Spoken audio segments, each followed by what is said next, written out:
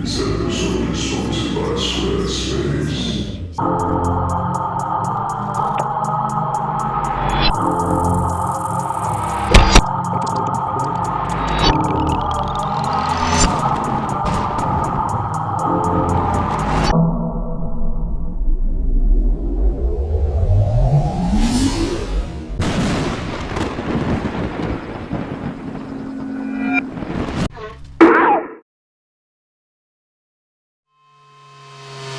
Hello everyone, welcome to episode 72. Halloween special. It's a special because it's the episode I'm shooting closest to Halloween, and I've got like skulls and that. It's a Halloween special. Yes, it is. I'm in costume, obviously. So is he's wearing that. Dead Ted, obviously, he can't wear anything because he's a ghost. But then technically, he's always in a Halloween costume, isn't he? Aren't you, Ted? You didn't like that. Kat and Ted, they really just don't get on. They've been driving each other mad. They've been driving me more mad than anything. Like, they've just been... What?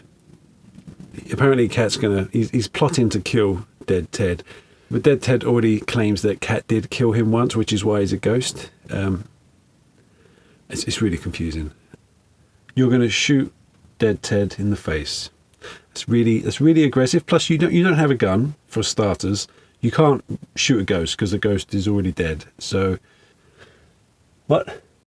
You're gonna use your telekinesis powers and kill him first. I mean, he does have telekinesis, Cat. So he could technically, fulfill that threat. You couldn't. So I'm just saying, just back off. This has been going on for weeks.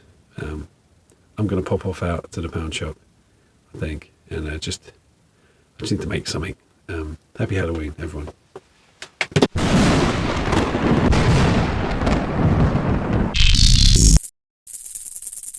So it's Halloween, the Halloween special. I'm just going to pop out to Poundland. I'll be back in a minute. See you in a bit.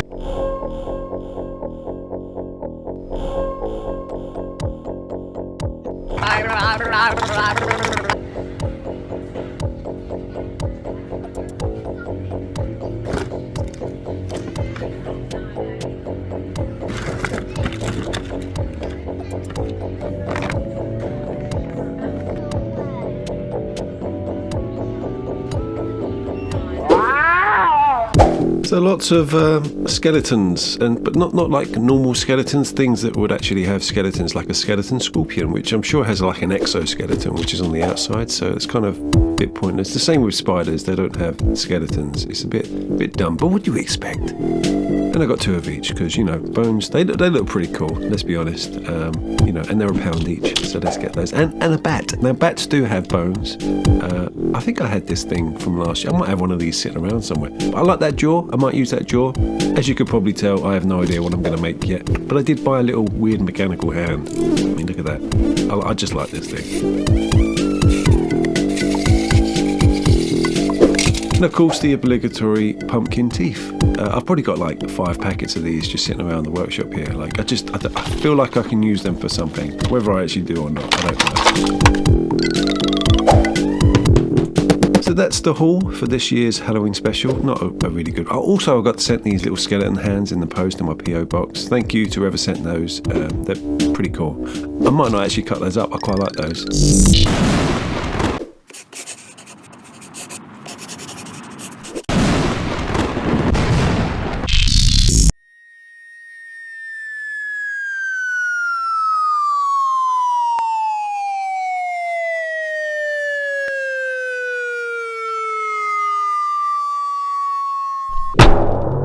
So let's sketch up some ideas. I always get a little comment saying, I'm sure that fall is getting longer and longer. I don't think it is. I think it's like an optical illusion. But, feel free to time it.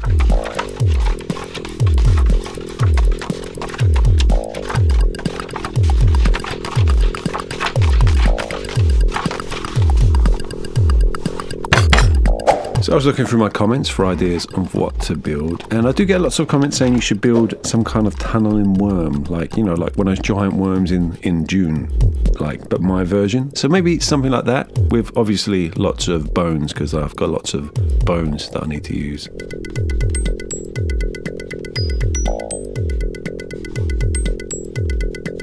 So this is a Halloween special, and I need to make a monster that's scary. Now, scary is quite hard to pull off. The easiest way for me to do it in a model, you know, is to make something really gory. So I'm just going to go really gory, I think. You know, which is gory scary? I guess it's scary. It's not like atmospheric, like really spooky, like, ooh, chills. No, it's just going to be like, ugh, yeah, it's horrible.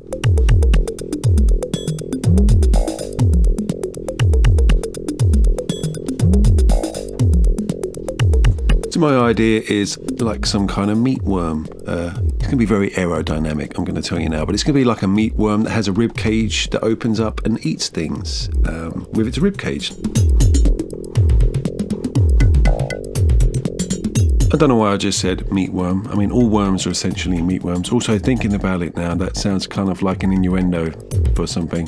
But, you know, it's basically just going to be a big, gory, meaty worm that lives underground, pops up, eats something with its rib cage, and it's going to be covered in dirt and moss and grass and, you know, just laying in wait. Now, thinking about it now, I don't think I want all of those little claws everywhere. I think I want it just to be a big meaty lump that's pretty useless apart from its rib cage mouth thing, and maybe not even a mouth on the front of its... Look, actually, just disregard this image. It's not going to look anything like this. So I showed this image to my wife and I asked, is it scary? She said, oh yeah, it's really scary. It's really phallic, actually. Yeah, really scary. And I'm like, yeah, that kind of answers a lot of questions, to be honest.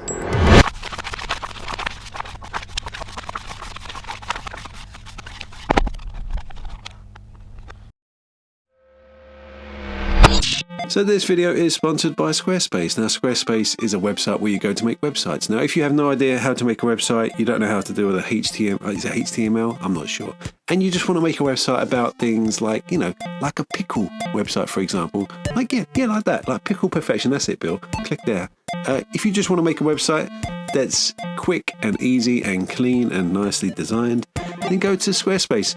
I made this website in, like, you know, it must have been like 0.5 seconds. Maybe a little bit longer, I'm not sure, but it was really easy and it looks pretty good. And I will add stuff to it at some point. But yeah, if you want to make your own website, there's a sale going on at Squarespace. There's a little link down below. Go and have a look. After the episode, obviously.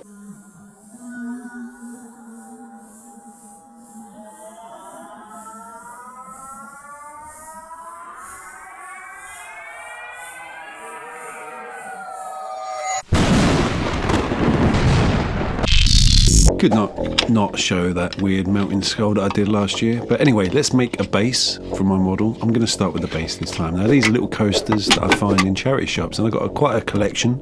If you ever see them, pick them up. They make really good bases. We're going to go with this one today. Aluminium foil. Aluminum foil. I don't even know how to say it anymore. I've forgotten how to say it. But tin foil, and we're going to use a glue gun. Let's just let this heat up. Just got any plans for Halloween? Anything interesting? Oh, that was interesting. That was something, wasn't it? Yeah. So what are you doing for Halloween? Anything? Oh God, come on, hurry up. So my first thought was to use aluminium tin foil as an armature for the thing, but I don't think it's going to be strong enough. So we're going to use the tin foil tubes. I always keep the tubes after I use the tin foil. These tubes are like the really strong kind. You should always keep these. They're not like toilet roll tubes, which pretty much are just crap. You know, forgive the pun.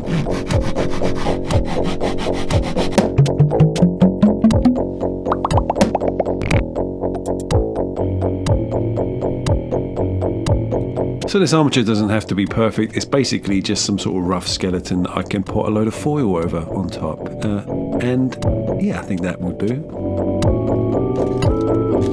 So I don't know if I've warned you yet, but I should probably warn all the little children watching this episode. It may be a little bit spooky, spooky dooky, you know, so like watch out. You know, there might be a few jump scares here and there, but just remember jump scares, you know, jump scares are cheap and rubbish. I hate jump scares in movies, but you know, YouTube videos, you don't really have a choice. But jump scares are basically just that part of your brain that gets startled with a loud noise. It doesn't actually mean you're scared, you're just startled.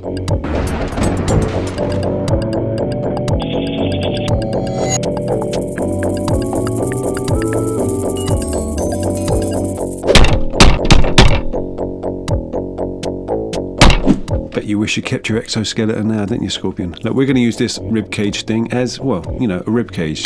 It's quite a cool little ribcage thing. So I should have maybe written something down there, but yeah, this is going to be the ribcage to my worm creature thing. And I'm going to trim them appropriately. I want it to start off small and kind of intricate and kind of just get bigger as it gets to the top. I want it to look like a cobra, like the little fan bits on a cobra's head that opens up as it's about to pounce. You know, that's my thinking. But with ribs. I'll use the rest of this bat one day, but I just want your rib cage. Okay, excuse me.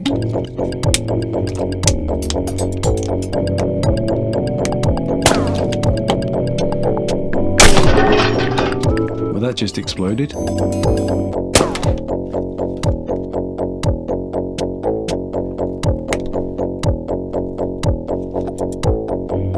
Good thing about tinfoil is you can make little holes to kind of put your little ribs in and make them more secure. You know, that's a good thing about tinfoil. And I'm probably going to have to scrape away the whole inside of its tummy there because I haven't left the little like a cavity. So we'll do that now. We'll just start tearing at it. This actually took a lot longer than it looks on here. It was one of those situations when, you know, what's the right tool to use to kind of scrape away tinfoil, and it's not really a good tool. I used every single tool I had to hand. It kind of worked eventually, but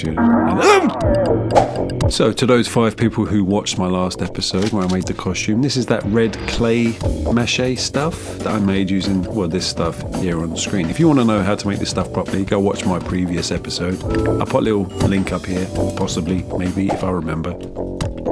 I was originally going to use clay, but this stuff is still wet and moist and workable, which is, it's like a week, 2 weeks later, and it's still ready to use. I was quite surprised. I thought, you know, I'll have to use it, you know, and it does look pretty fleshy. It's not the best stuff to use, I'm going to be honest, for like miniatures, but it works as like a fleshy lump, you know, and that's what this is, fleshy lump, a moist fleshy lump. I've stopped now. So before this stuff dries completely, I'm going to add a little bit of texture, especially in its little weird rib mouth thing. We're going to use a silicone tool and a little ball bit, the little ball bit at the end. I don't know what it's called. Is it called a ball bit? I'll call it a ball bit. Basically, just use this opportunity to make as much texture as possible. We're going to add some epoxy putty later, so don't worry. It's going to look better than this.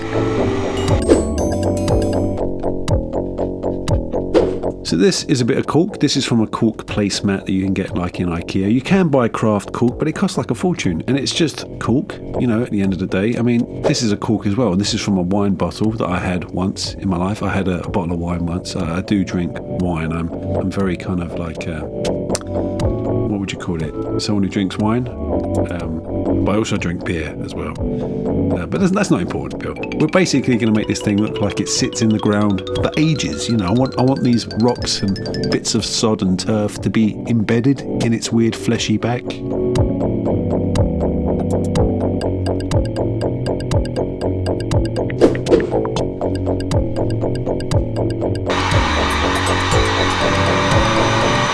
So this is coconut fibre. I found this in the Pound store during the summer foraging months in Poundland.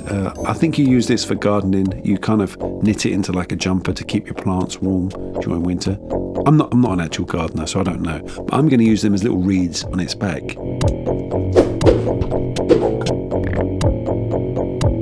Now what you didn't see there with my expert camera work, I basically put some sand in with some PVA glue and we're just going to paste it all over, you know, kind of blend the rocks into its skin, just give it a bit more texture. It's all about texture. There we go, lots of lovely, lovely texture. Now the good thing about texture is when it gets to painting the thing, you don't really have to paint it, you just dry brush it to death. Hello everyone, it's Bill here. Hello. This is the break in the video where I ask you to go and join Patreon to keep this channel going. Do you think these little Rechargeable LED candles are free. Can't even buy those in a Poundshop. I had to go on Amazon for that. That's not the point. Just 1 minute. Kat, I'm trying to do the whole patron the promotion. You know what I mean. You're going to go and get a gun and shoot. Look, you can't kill a ghost because he's already dead. God, it just goes on and on. How did you die, Ted? Just out of interest. You were killed by a cat. What are you the ghost of? Are you like a ghost of a really small person? A mouse. He's a ghost of a mouse. Well, that makes sense because he's like, look at him, he's tiny. When was that? You was killed by my cat. How do you... Look, you don't know what cat killed you. I mean, you were like a little mouse. You have no idea. It could have been any cat. What did the cat look like? Just out of interest. He had like a chubby body. Like a long, skinny body, right? Could be it. Could be like just another skinny cat. Plastic forks for legs. I mean, it does quite narrow it down a bit. I think we should all just move... No, I'm just going to carry on with the build. I'll let these two sort it out for a bit. Join Patreon. Don't forget.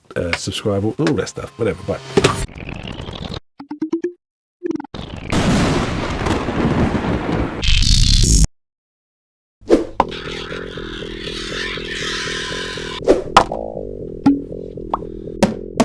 So this is 2-part epoxy putty. This is Milliput. Now you mix these 2 parts together and it starts to cure instantly. It takes a while for it to cure, but still it adds an urgency to the build, which I don't like. So this is the stressful part of the build for me.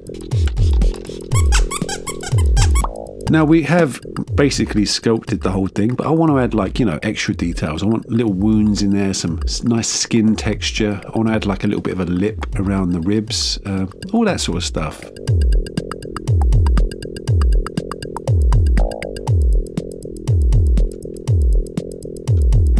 Now this Milliput is pretty old. I think it's at the end of its life. It's fighting me every step of the way, but I will be into submission. And if I have to, I'll get out the knife and sort them out. I do mean a craft knife. Using an old blunt craft knife is a really good sculpting tool because you can do like little weird bits, like like this. You can carve little lines in there. Basically anything on a stick is a sculpting tool, in my opinion. Now, if you haven't seen Craftsman's, I think it was like latest but one video where he made a load of sculpting tools, go watch that. That's, that proves my point. Plus, it's a really good video. Go watch it. To smooth out all those little edges, use a bit of water, but don't use too much water with Milliput because it gets a bit mushy, unless you want it to be mushy, like what I'm doing there. I just want to spread a little bit over the red clay, just so I can add a few bits of detail with this homemade texturing tool. Now this is just a bit of old epoxy putty with little holes in, and you use it as a little roller like this. It's really satisfying and fun to use. Now imagine having to sculpt all that little texturing by hand. That would be an absolute nightmare, but I didn't. And that's what you come here for, an absolute nightmare. I mean sculpting tips. I'm just going to finish off by sculpting a few little wounds here, just sticking it in, wiggling it about. I love doing that. This, why does everything I say sound like an innuendo? Honestly, it's not intentional, but here we go. It's done anyway.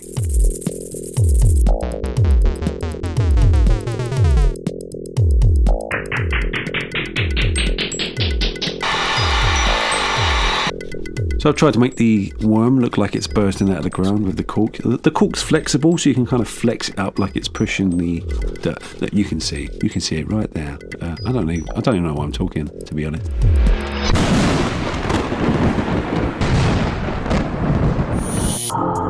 So it is time to prime. Now that sounds really cheesy. I'm genuinely saying it's time to prime. It's not like some weird slogan or anything. Whatever. And there you go, it's all primed and ready. Basically, I sprayed the whole thing black and sprayed a white spray from above. That's why it looks kind of like that.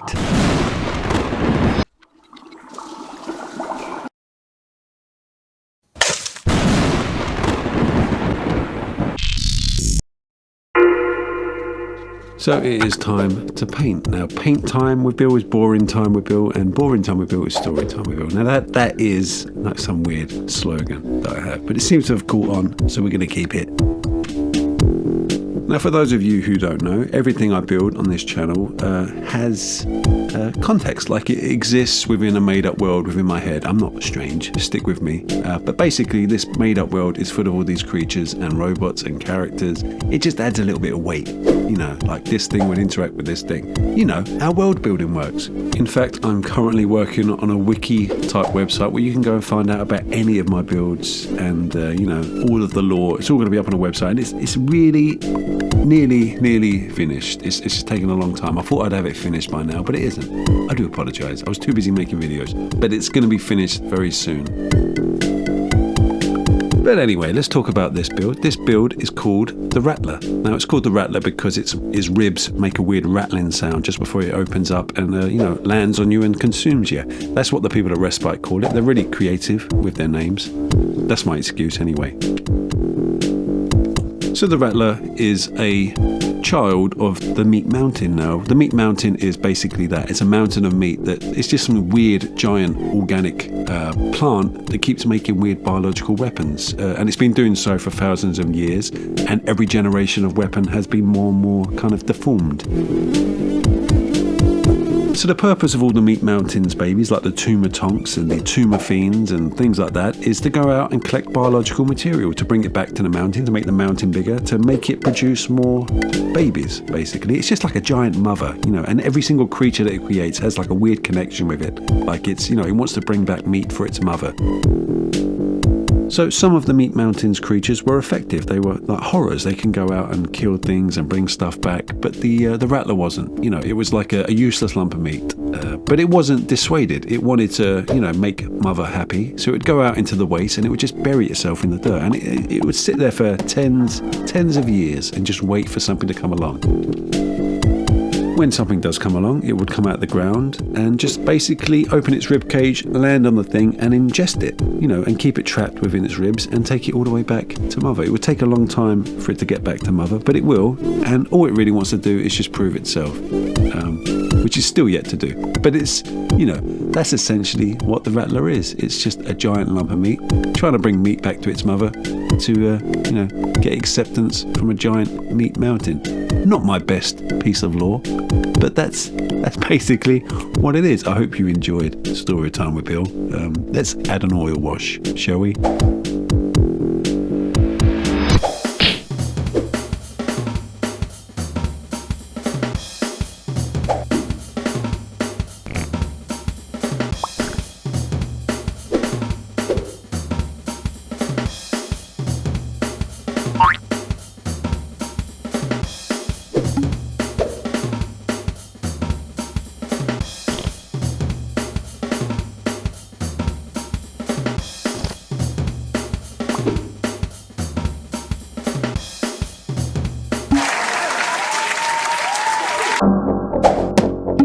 So I'm going to talk a little bit about my paint process here. When I do like fleshy things, I always leave the paint wet. I don't wait for it to dry before applying another layer. I water down all the paint a lot and I let it just run into each other. And you get this weird little fleshy, you know, blend. It looks really fleshy and just look at that. That's disgusting. Lovely. That's exactly what I'm going for. I thought I should maybe mention that. But anyway, let's make some eyeballs, shall we? This is a mould I made a long time ago. I'll show you how I did it quickly.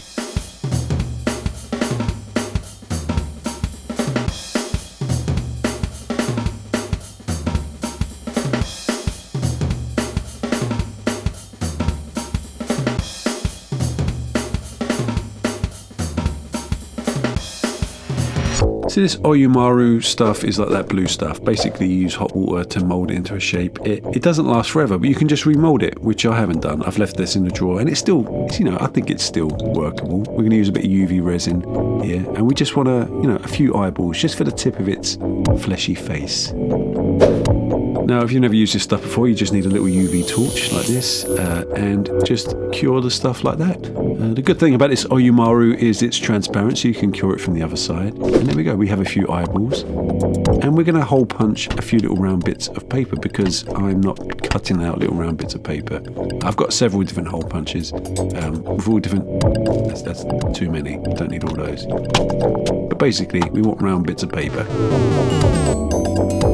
So using these acrylic paint pens, I'm going to design some eyeballs. And I know what you're thinking, it looks like the fiddliest thing in the world. And it really is. It is the fiddliest thing in the whole wide world. It's really fiddly, but it's effective. It looks really good.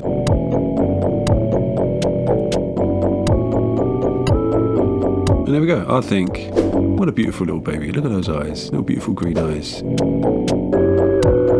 I'm going to add a little bit of flock. I never really add flock to things because everything is like desert based. But my world is bigger than that. It doesn't all have to be desert based. I'm going to add a bit of a moss or a bit of a grassy thing over this just to help distinguish the body from the rocks on its back. And I think that's about it.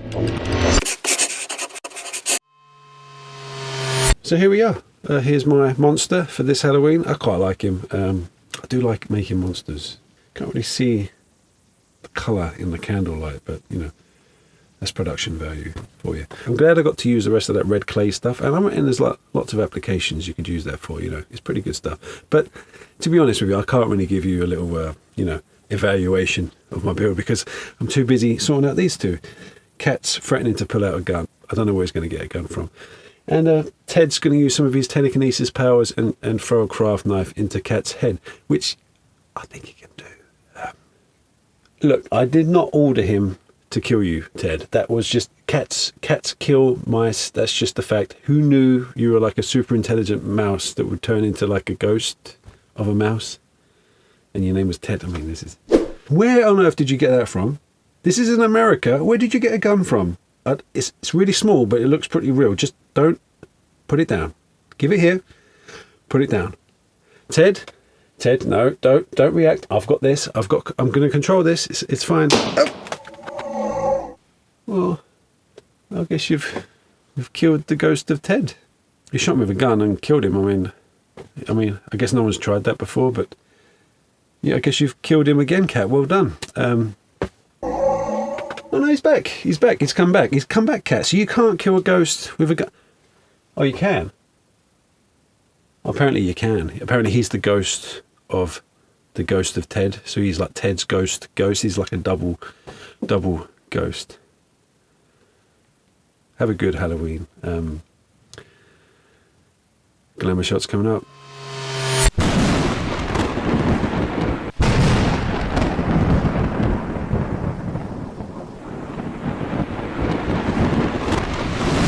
Boo. What do you think? I think it looks pretty cool. I like it. It is very aerodynamic, shall we say. My wife again said, oh, it's very, very phallic, and pulled that face. You know, I'm so used to that face by now, it's fine. I particularly like the eyeballs. I'm going to use this technique for my eyes from now on, I think. They'll even look good on little robots. But yeah, let me know down below what you think. Comment, like it, subscribe, all that stuff. Join Patreon. Talking of patrons, we should all thank the patrons, especially me, because they provide the money that helps me make these episodes. If we didn't have patrons, I wouldn't have episodes. And all you people that watch for free, which is absolutely fine, because I do the same thing, you should thank the patrons too, because they're funding this channel, they're funding the episodes, and you get to watch them.